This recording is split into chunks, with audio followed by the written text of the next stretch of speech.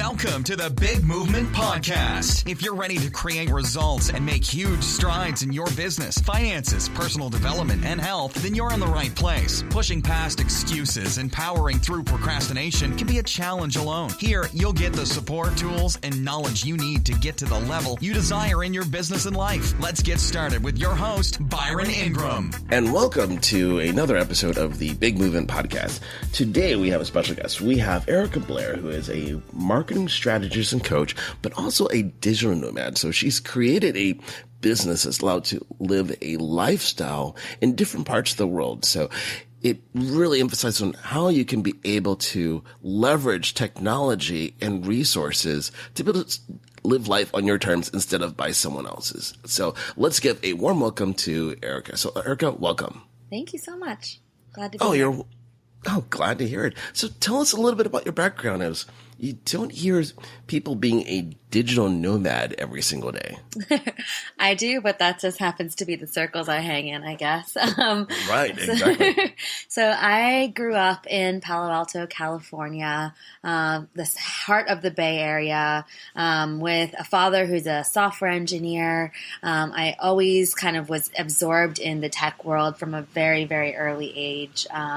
And, you know, I kind of progressed in my life and really found that working online, working with technology was something that made me feel very passionate, made me feel very comfortable. And so I really wanted to design a life that allowed me to, work online, to use my skills in the tech field and also kind of leverage my marketing capacities that I had gained through running a few businesses of my own.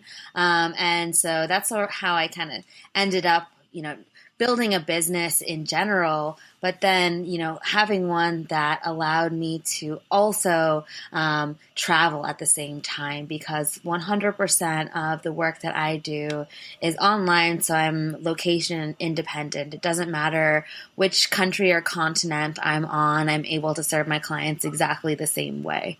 And so, then I'm based primarily in Thailand now, in Chiang Mai, which is the north of Thailand. It's sort of the hub for digital nomads, which is this emerging movement of people who are building businesses, doing client work, building careers, while also traveling the world. And so it's a really new movement, and it's really interesting because, I lived abroad for many years before I was doing any work online. And I saw, I've seen this transition happen where now people who are really passionate about traveling are also able to build careers that really, make them light up and serve them. And so it's a really cool, interesting movement that's happening, and happy to have been able to kind of witness its growth over the last few years. No, and that's great because it shows that there's more than one way to do it. Because you think about the traditional mindset when it comes to having a career, you're based in one location, you're going to an office, where you've thrown those idealisms out the window, because now it's, where do you want to be at? And you change it entirely. Yeah. So you've built a business that way. It's really interesting, because before it was really important where you were to be able to have a fulfilling career, right? So, people traded a lot of quality of life metrics in order to be in the right place so they could work at the right company, so that they could be surrounded by the right people to have a career that really, will forward their ambitious goals. And now with the way that the world is shifting, that makes a lot less sense than being somewhere where you can incubate a business, where you can grow a business with a low cost of living, where actually for me, I have now more access to other entrepreneurs and to other people who are working online than I ever did, even living back in America. And so I think we're really seeing a huge shift in the way that the world works and functions. And digital nomads are sort of at the forefront of it, but I think we're going to see a huge dispersal over time of, people being able to really be anywhere and also still have really impactful businesses instead of having to be located in the centers of power like, the last few generations had it. Right, exactly. And you hit it on the head with that location dependent. You think about, the traditional like Silicon Valleys of the world, where the only way that you could be involved in certain industries, you had to be in one of these locations. Otherwise, it wasn't happening. Exactly. Versus now when you look at it, people are changing how they define it. They want to have a business. They're doing it because they want a certain amount of freedom. Because if you think of the notion in the past, it was you would work for a company for 30, 40 years, and then that was it. Versus now, if people are going to work for a company, it's for a couple of years, and then they go someplace else. Mm-hmm. And now it's transitioned even further. It's where you don't need to be at that physical location, and you can be able to do the things that allow you to live life on your terms. People are taking more control of their lives instead of it being dictated to them. And sometimes, it even makes more sense to be in these non-traditional places. That's what's been really interesting for me to observe is that, ultimately when you look at what does it take to have a successful business right now, anybody who's starting a business is facing an uphill battle, is facing, a lot of variables. And when you can live somewhere where your cost of living is significantly reduced and yet still make money at, Western wages, at American wages, at, the levels that you would be taking in, but having your cost of living be sometimes 1/10 of what it would be in your home country, it makes a lot more sense in terms of being able to invest in your business, being able to get something off the ground, and being able to really make a disproportionate impact with the time that you're investing in what you're doing. Right, definitely. Now, you mentioned something there with some things costing 1/10 of what it would be in a home country. Give us an example of what's something that is a dramatic difference like that. Literally every single thing in my life. So my rent, I live in a very large 2-bedroom home in the jungle with a yard, which I share with my partner. Total, it's $400. And so, that compared to the places like I grew up in one of the places with the most insane housing market in the entire country, essentially now. So for me, that's a big shift. But then, when you talk about all of the other things that it takes to sustain life. So in the neighborhood that I live in, food is $1 a meal, literally across the board. And it's delicious, amazing Thai food that far exceeds what you could get, for $15 in America. Right. And so food costs are basically negligible. One of my routines now living in Thailand is every Sunday I have a cleaner come. The cleaner costs about $17. And while the cleaner comes to clean my house, I go and I get a 2-hour massage, which costs $12.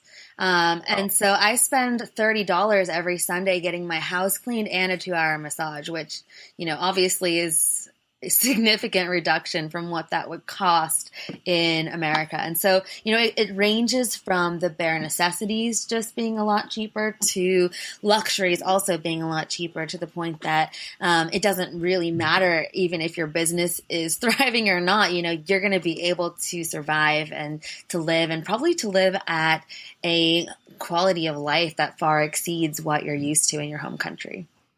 Definitely. And what you said there, it's something I think people don't think about when it comes to this mindset about prosperity, because they're always looking at, I'm not making enough, or they have to look at ways to shift what they're doing. Like with what you've done there, you've substantially increased your quality of living by changing the environment that you're in.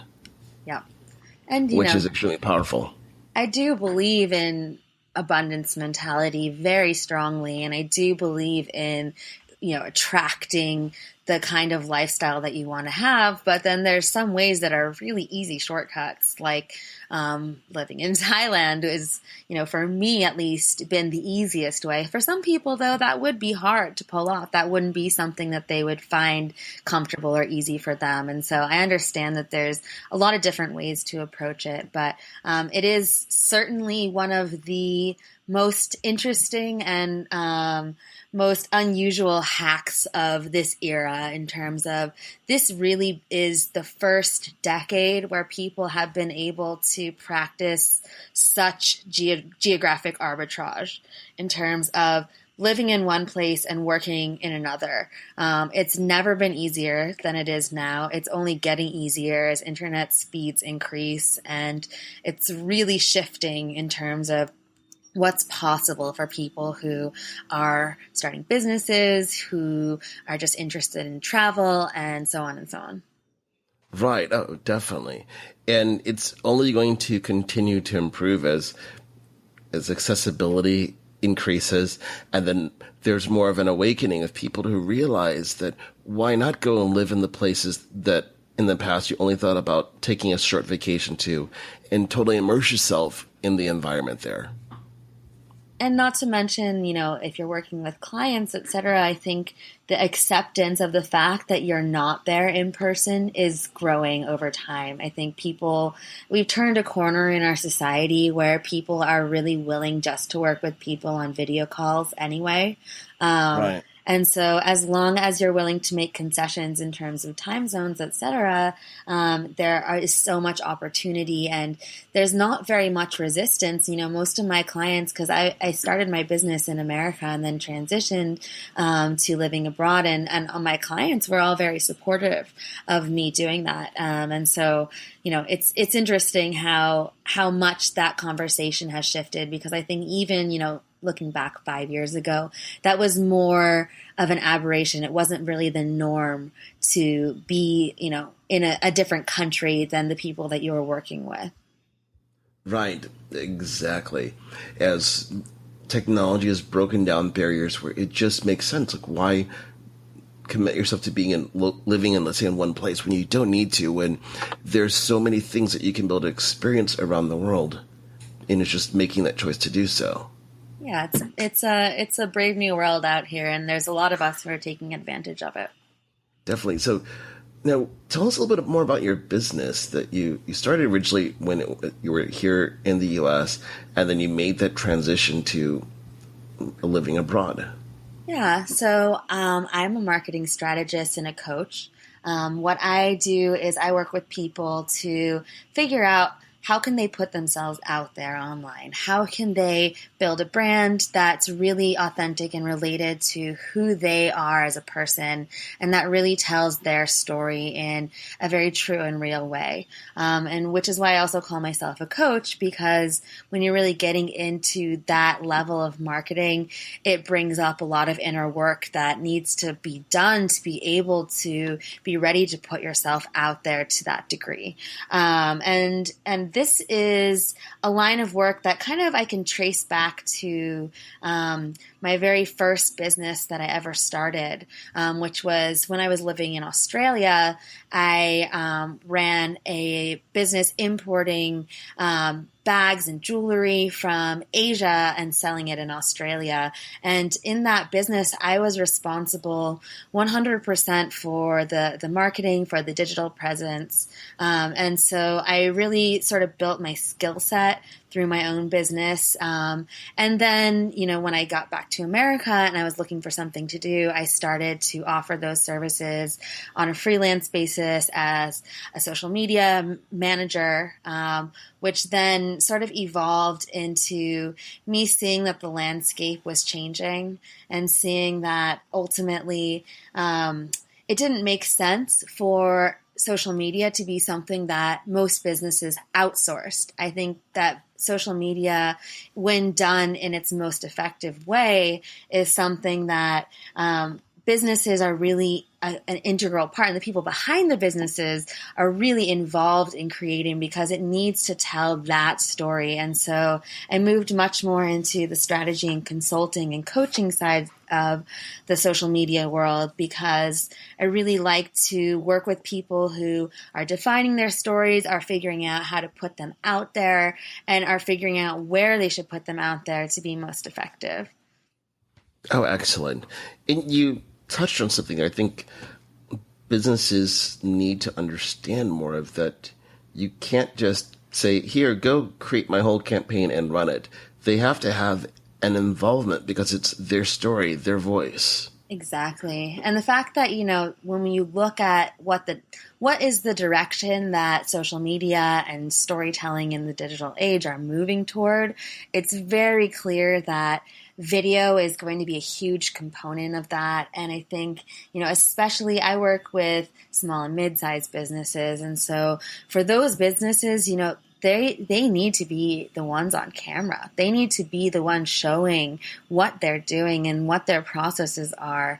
And so it doesn't make sense to pass it all off to somebody else. And I think that's a very confronting reality for a lot of business owners right now, because, many people got into their business because they're really passionate about serving their clients or serving their customers. And, that's what really made them get into it in the first place. And now the game has really shifted, and they need to be storytellers. They need to basically run a media company out of their headquarters. And it's a really different reality than, what initially got most people into business for themselves. And so I think, a lot of what I do is help to translate this new reality to people, just to sort of figure out what is happening, what are the shifts that are going on, and what is the way that each individual business can best leverage their unique position to communicate what makes them special. Right.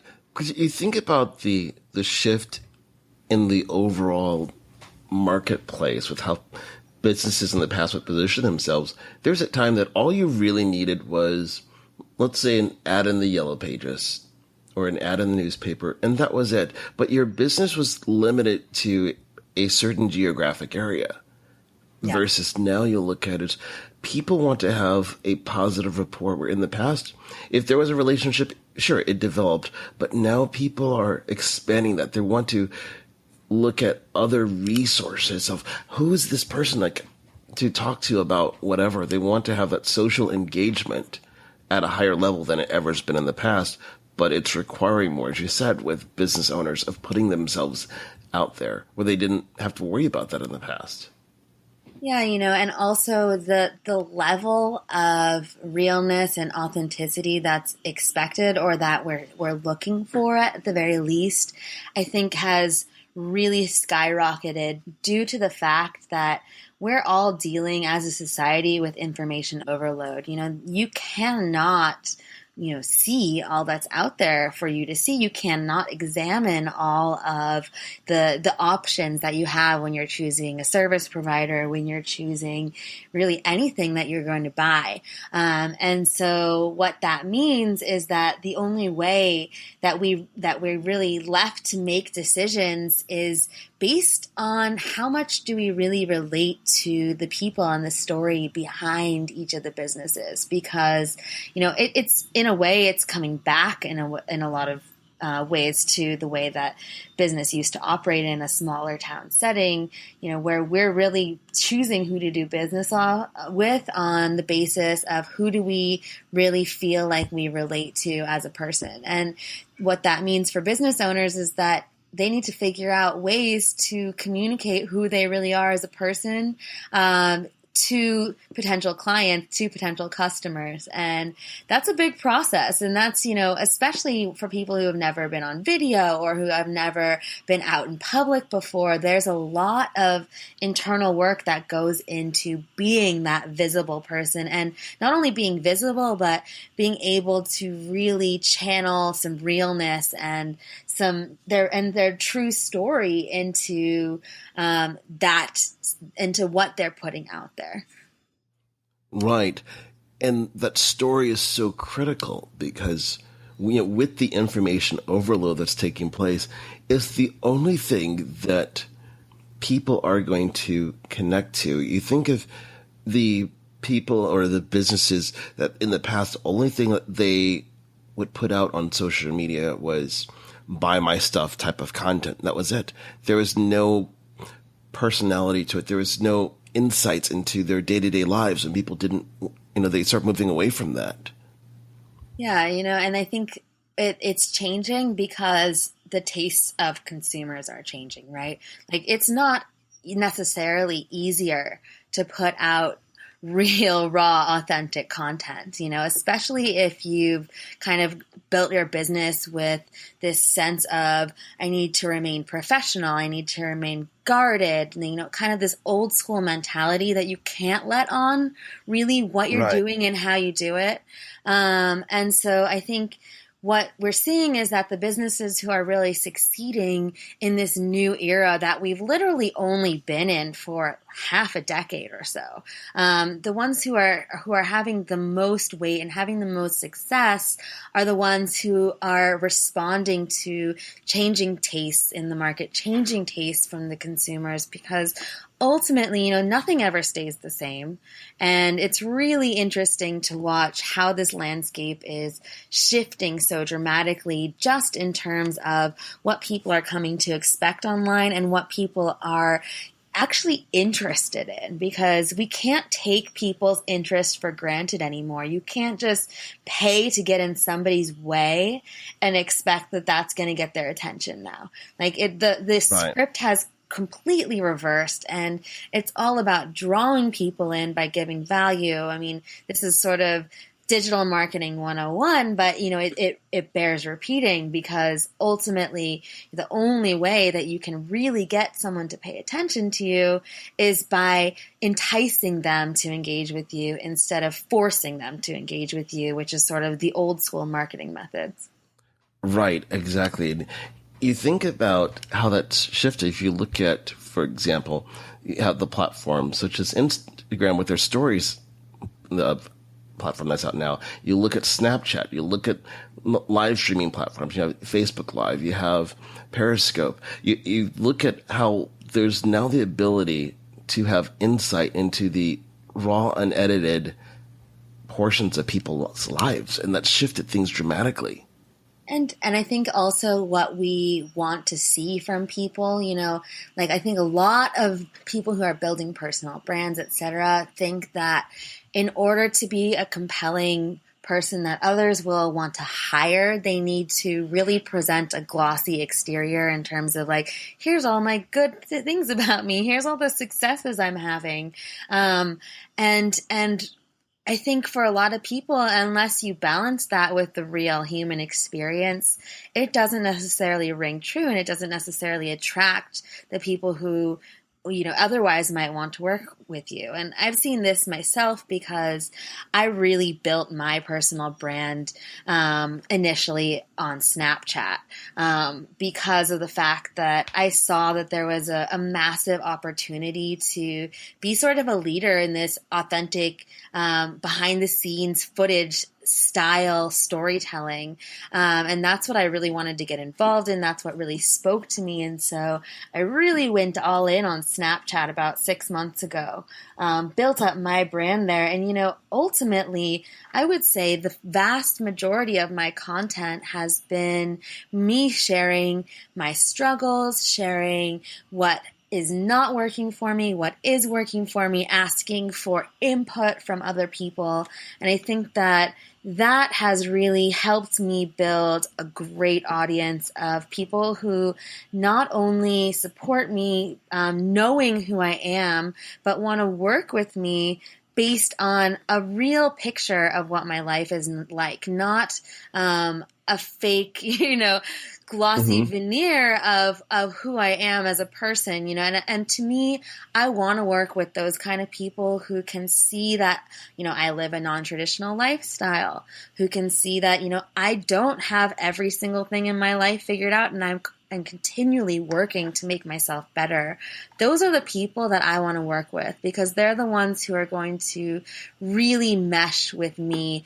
And that's what I like about this new movement, is that when you put it all out there, when you're not filtering and trying to remain super professional and, all perfect like we used to expect ourselves to have to be, you attract a tribe that's so much stronger and that is actually much more of a pleasure to work with, because you're not ever having to worry, like, am I not being the person that they think I should be? If you're just starting out with, I'm being myself, and the people who like me being me are the ones who are going to follow me, it's a much stronger position to build an audience from. Oh, excellent. And the way that you've done it, it's embraced the shift of being raw and authentic, because when we think about it, we want to do business. We want to build relationships with people who are not being pretentious. They're not putting up a false image. Like, I'm this amazing, perfect person. You want that person's like, oh yeah, today stinks. You want to know when they have their ups and downs, so you can relate to them, like, oh yeah, I felt like that too. Ultimately, because then there's humanism behind it. Exactly. And a quote that I love is, your mess is your message. And all of us are dealing with a mess, but all of us are figuring out ways to overcome it and to thrive. And that is truly what we have to teach other people. And I think we do more good in the world when we share what we've overcome and we share what we're overcoming. And part of that is sharing what we haven't yet overcome and being honest about that. And so I think, that's a really powerful way, not just to, build an audience for your own financial gain, but to really make an impact in the world as well. Right. And it's always about the impact. It's the best people in the world. I think back to a great conversation I had several years ago. And, those pieces of advice that you just kind of remember, like, I need to just remember this no matter what. And it simply was, don't focus on the money, focus on the people, because when you do, the money takes care of itself. Exactly. Because if you do it the other way around, you're going to miss out. Exactly. And it's always a balance, of course. You need to build in the structures so that you can have somewhere that you feel confident asking people to participate in working with you. But, at the same time, it doesn't have to be something that comes from a place of, inauthenticity or money grubbing or any of these sort of negative stories that I think a lot of us have built up around the idea of selling ourselves to others. I think that when you come from a place of real honest expression of who you are and real, self-exploration into how you can help other people, I think that that whole idea of not feeling good about the way that you market yourself and not feeling good about the way you sell yourself, it sort of naturally falls away because you know that you're being 100% in your truth. And that's not only attractive to other people, but it feels good within as well. Right, exactly. You have to be that authentic person. I think this is one of those areas where sometimes people can struggle with. It's asking for money. Mm-hmm. Because if you think of that traditional sense, how many people, they're very quick and easy to go work for somebody, saying, oh, well, I deserve to be paid blank, when they're working for someone else. But the moment it shifts that small degree to saying to someone, well, you have to pay me blank to do this for you, some people have a barrier to that. How did you overcome that challenge in your business? It was definitely scary, but I think part of what really helped me is that I had an amazing mentor and best friend who I had kind of watched. He was the first digital nomad that I ever knew, and I really watched him thrive and really make something amazing right alongside me for years. We were friends and we lived in multiple countries together. And he really impressed upon me how important it was to price high and to communicate it confidently, because people want to know that they're getting value from you. And if you are not confident about your prices, and if you price low, then it literally makes people think that you're not worth the money. And so I think there's, it's interesting too. I see it now in terms of my coaching, my consulting work, etc. There's something very intrinsic related to people paying money and people putting in the effort. And so in a lot of ways, now that my business is more focused on helping other people make changes in their lives and in their business, I find that a lot of times, when you're asking people for money and you're asking for what, some people would consider to be a high amount, what you're really asking people to do is to invest in the process of making a change. And when there's a very low price point to that, you end up with people who aren't very invested in that process. And I think what happens is that the results then decrease substantially. And so I think, in terms of my own comfortability asking for money, of course, the first time that I quoted somebody a price for a project that was far beyond what I'd ever asked for before, I was shaking in my boots. And that's how it's always going to be for everyone every time they level up and go to the next tier of their business. For sure, it's always a challenge to wrap your head around your value, because it's something that is not really emphasized in a lot of ways for a lot of people, especially kind of given the way that the school system's structured, given the way that the work system has kind of trained us all to think is that, we should price low and we should be lucky to have a job. But I think what I've seen with my own work is that there's a huge correlation to what people pay you and what they get out of it. And so for me, my prices are very much correlated now to what I want my clients to really put in to the entire process of working with me. Oh, excellent. And that is so valuable with what you just shared, that people, for starters, they have to be confident, because if someone doesn't believe in what they're doing, it will be difficult or impossible to be able to have someone want to invest in their business. And not only that, when you think about the prices, when things are priced too low, some people start thinking, oh, that can't be true. That's too good.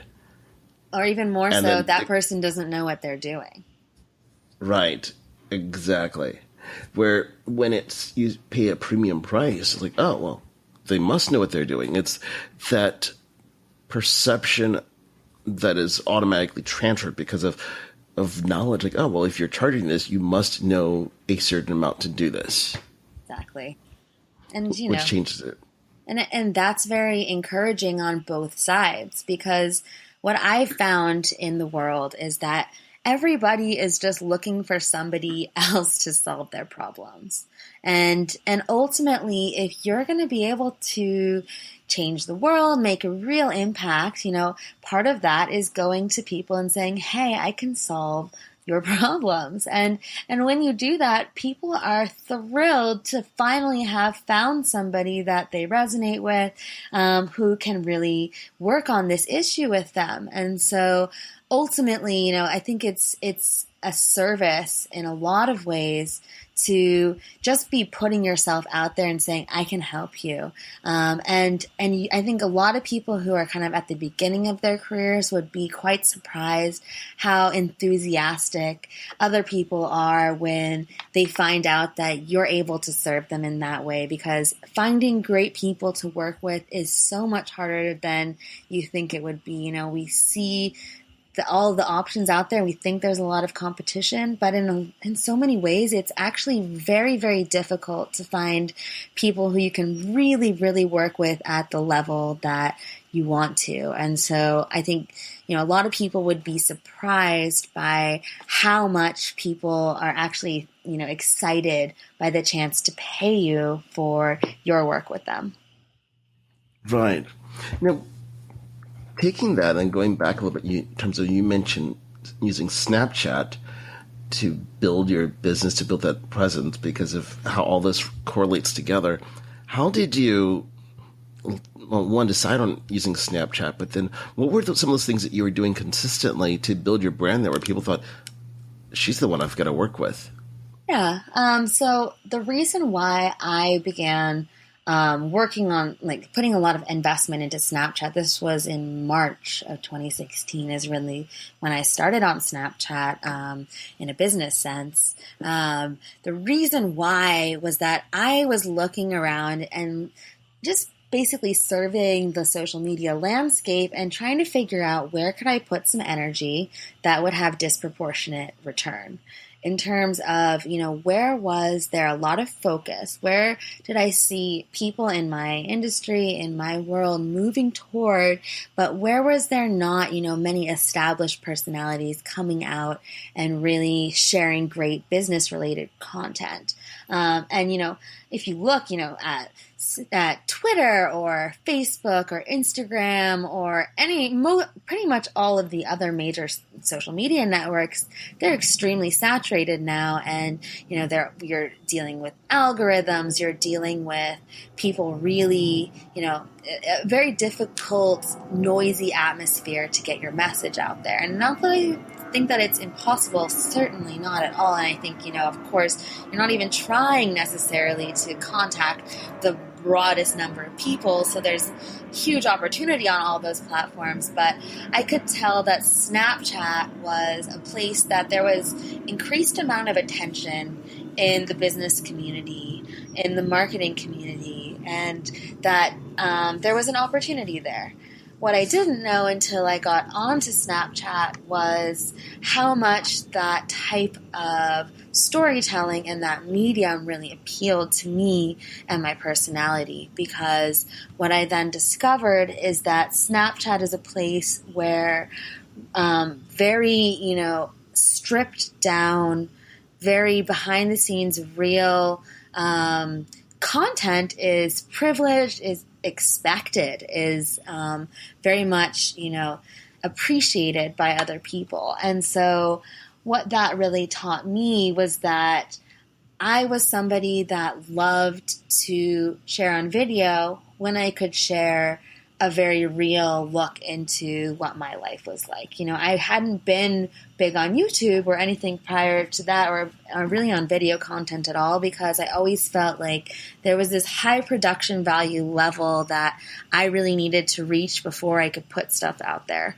And what Snapchat helped me do was to just really produce content on a regular basis that shared my life, shared my experiences, and build an audience of people who saw me, talking about the kinds of work I did, talking about the kinds of clients I was working with, talking about my daily life and experiences.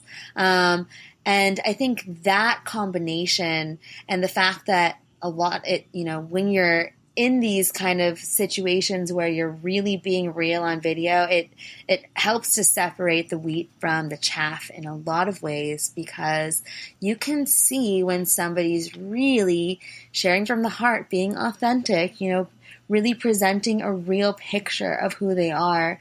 And people responded to that in my situation. I'm very fortunate to have been able to, basically start building my personal brand on Snapchat and actually have that work for me. I think a lot of people have struggled to build audiences on Snapchat.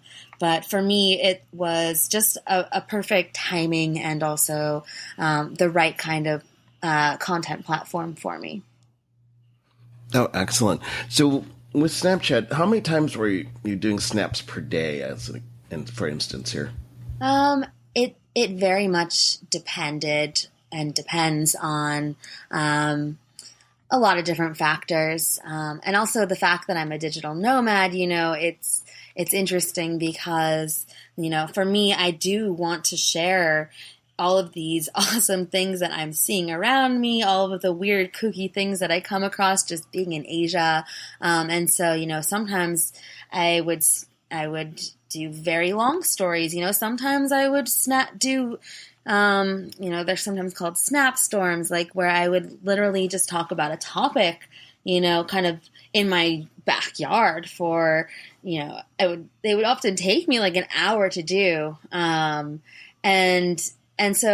then other days, I think short can be sweet as well. So there's not any prescription, but as one of my favorite marketing mentors, Gary Vaynerchuk, describes it as, nobody ever complains about too much good content.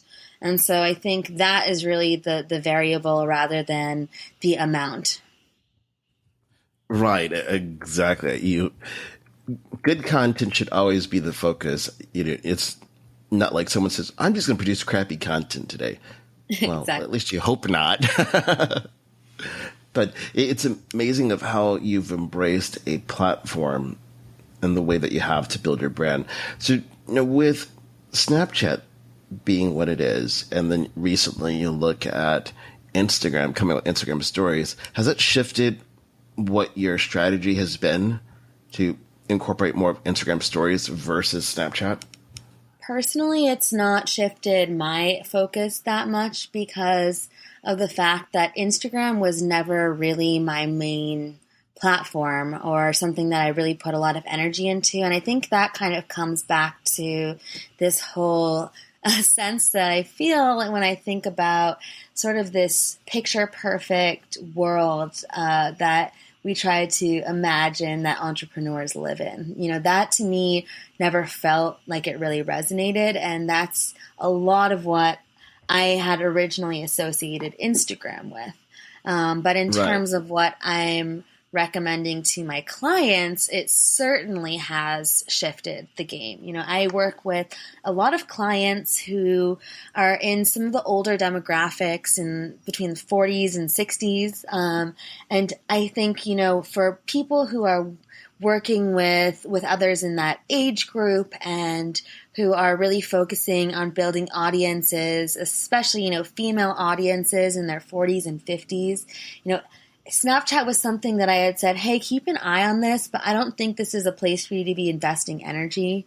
And now that Instagram stories have come out, for people in that position, I think it's an extraordinary opportunity to lend a different side of the story to what is the traditional Instagram content. And so I've been very bullish on Instagram stories in terms of recommending it to my clients who had already built Instagram followings or who are targeting those sorts of demographics that are more heavily on Instagram versus Snapchat. And I think it's really interesting to watch just as an observer because of the fact that so many of the major Instagram accounts had built their brands on this very polished image of who they were. And it's, I think the fact that now Instagram offers the opportunity to see a different side of the coin, see a different aspect of that story, for me makes Instagram a much more compelling platform to be involved in. Right. Oh, definitely. Because if someone already has that user base, it makes total sense to begin expanding upon it. It's just that if you look at Instagram versus Snapchat, you have one where it's more real and authentic, where there's no polish whatsoever, versus when you think about how many times they will spend an elaborate amount of time structuring a photo to be the perfect Instagram. Like we got to get the lighting right. Oh, wait, we have to wait till the sun is at this right position here and so forth. Just so they get that one shot. Exactly. And something that I'm really passionate about working with clients on now is figuring out how do you break from that mentality into the stories mentality? How do you work through, this idea that everything that you put out has to be the most perfect, polished version of what your brand could be, and transition to a situation where you are operating more on the fly and operating more on a level where you're not necessarily overthinking what you're putting out there, so that what you put out there can make a lot more sense. in terms of just really representing your daily life instead of the idealistic version of what your life is. And so that's a huge transition for a lot of people. And it's something that, I've talked about a lot in my Facebook group with a lot of the people that I work with there, because of the fact that, ultimately getting on video is a whole new realm for so many people. And it's something that it takes a lot of will. It takes a lot of, gumption to put yourself out there in that way, knowing that you may not be perfect and you may not, look like $1,000,000, and being okay with that. And being okay with putting your face out there in the world as you are, I think, is a critical transition for anybody doing marketing at this point in time, at this particular moment in the evolution of the digital landscape. I think it's just such a critical shift that we're all going through together. Right, exactly. Now, you mentioned, as we were talking before, that you have a book that you're working on. Tell us a bit more about that. Yeah. So the book is titled Digital Nomad Mindset, and it is looking at what are the mindset shifts that take place in people who have decided to build businesses, to work online, to travel the world at the same time as, giving attention to their careers. So that takes a ton of different forms. And what I decided, instead of just having this book be representative of my experience, of my journey going abroad, starting a business and working online, I wanted to really make sure that a lot of different people got to lend their voices to this experience, got to about their experience, got to share, what this journey has been like for them. And so there's 25 digital nomads who have participated in the project, done live stream interviews with all of them, which are all available on digitalnomadmindset.com for anybody who's interested in catching up with what they had to say. The book will be pulling together all of these different voices and assembling a narrative of sorts where I really go deep into what does it mean to take this leap? What kind of mindset shifts are necessary for people to put themselves in these new positions where they're going outside their comfort zone, and not only are they responsible, for creating a life that feels good to them, but also responsible to businesses, to clients, to balancing this work life at the same time as traveling the world and going to countries they've never been to before. And so that's, the basis of what formed this book. And it's evolving as I'm in the process of writing it. And it should be really interesting to kind of see what kind of forms as the overarching sort of similarities and then the differences between all of these different nomads' experiences, because I don't think there's only one way to do it. And that's why I wanted to have a lot of people involved so that anybody who's interested in the digital nomad lifestyle could look into 25 different mirrors to see this is how you could do it. And would it work for you? And if so, how are you going to make it work for you?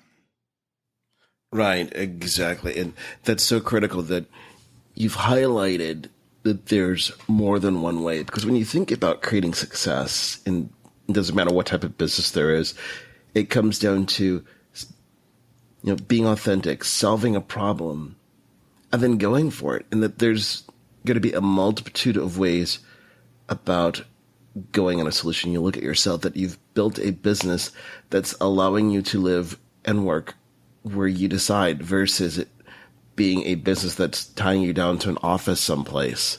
Yeah. And you have to follow that traditional old school mindset that you're going to attach yourself to this desk for the next couple decades and you're going to like it.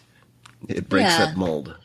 And, I think we've heard so many stories over the course of our lives from people who have done it the old way that I really wanted to be on the forefront of presenting some of the stories of people who are doing it this new way, at least this one particular new way, which, I totally don't think is for everyone. And, even myself, like, sometimes I travel a lot. Sometimes I really do need to stay rooted in one place for quite a while. I think that there's all different ways that are very valid to live a non-traditional lifestyle. But I think the more that we can get the stories of people who have done it a different way out into the world, the more other people are going to be able to realize that it's something that they can do if they want to, and that just because all they've heard is one side of the story doesn't mean that there only is one side of the story. Right. Exactly. So as we're wrapping everything up, what's one thing that someone can do if they're a business owner to be able to get their message out there more effectively? I think it really comes down to picking up your phone, getting into whatever camera app of your choice, and just making some content on the fly. I think, ultimately it really comes down to starting. And I'm not saying that you need to make a video and then immediately post it on YouTube and tweet it on Twitter and share it to every single person that you've ever known. But I think there's huge value in just starting in terms of making something and allowing yourself to get more comfortable and to improve from there, because that first video is extremely difficult and extremely awkward for everybody. Right. For every single person. And I'm grateful that my first Snapchats have now disappeared, because I was so uncomfortable, so awkward, and I didn't know what I was doing, but the only way that I figured it out was by actually trying. And so I think that first video is always the hardest, and I think going into it with the knowledge and the mindset that this is for you to learn a new skill. This is for you to get good at something that you don't yet know. It's not a shame, or it's not to blame you for not being at that place yet.